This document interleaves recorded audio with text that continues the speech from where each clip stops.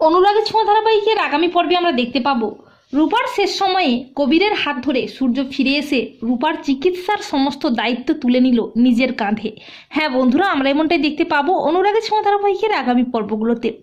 দীপা রূপাকে ডক্টর স্মিথের কাছে check up করানোর জন্য নিয়ে আসে হসপিটালে, কিন্তু সেখানে হঠাৎই রূপা ভীষণ অসুস্থ হয়ে পড়ে। ডক্টর জানায় রূপার কন্ডিশন খুবই খারাপ, খুব তাড়াতাড়ি রূপার একটা ক্রিটিক্যাল সার্জারি করতে হবে, তা না হলে খারাপ কিছু একটা ঘটতে পারে। তা শুনে দীপা দিশেহারা হয়ে পড়ে, কি করবে কিছুই বুঝতে পারে না। সূর্যও নেই, আবার অর্জুনও কয়েকদিনের জন্য বিদেশে গেছে।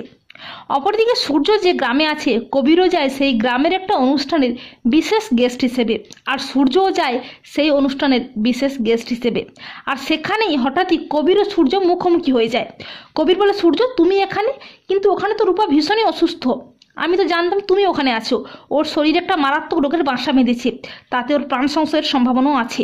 তা শুনে সূর্য চমকে ওঠে, সূর্য একেবারে ভেঙে পড়ে। সূর্য বলে, আমি এক্ষুনি রূপা মায়ের কাছে যাব, ওর কিচ্ছু হতে দেব না। এই বলে কবিরের সাথে সূর্য বেরিয়ে পড়ে রূপার কাছে আসার জন্য। অপরদিকে রূপার কন্ডিশন যখন খুবই খারাপ হয়ে পড়ে, সব ডাক্তারই প্রায় হাল ছেড়ে দেয়, তখন হঠাৎই হাজির হয় সূর্য। সূর্য বলে, আমি নিজের হাতে রূপমার অপারেশন করব। তখন দীপা চমকে ওঠে। দীপা সূর্যের কাছে হাত জোড় করে বলে, ডাক্তারবাবু আপনি এসেছেন, আপনি রূপাকে বাঁচান, ও মৃত্যুর সঙ্গে পাঞ্জা লড়ছে। তখন সূর্য বলে, দীপা আমাদের রূপার কিচ্ছু হবে না, আমি কথা দিচ্ছি তোমাকে, আমি নিজে ওকে সুস্থ করে তুলব। ওর চিকিৎসার সমস্ত দায়িত্ব আমি নিজের কাঁধে তুলে নিলাম দীপা। তো বন্ধুরা, তোমরা এটাই চাও তো যে সূর্য যেন রূপার শেষ সময় এসে রূপার সমস্ত দায়িত্ব নিজের কাঁধে নিয়ে রূপাকে সুস্থ করে তোলে? কমেন্ট করে জানিয়ে দাও তোমাদের মতামতটি।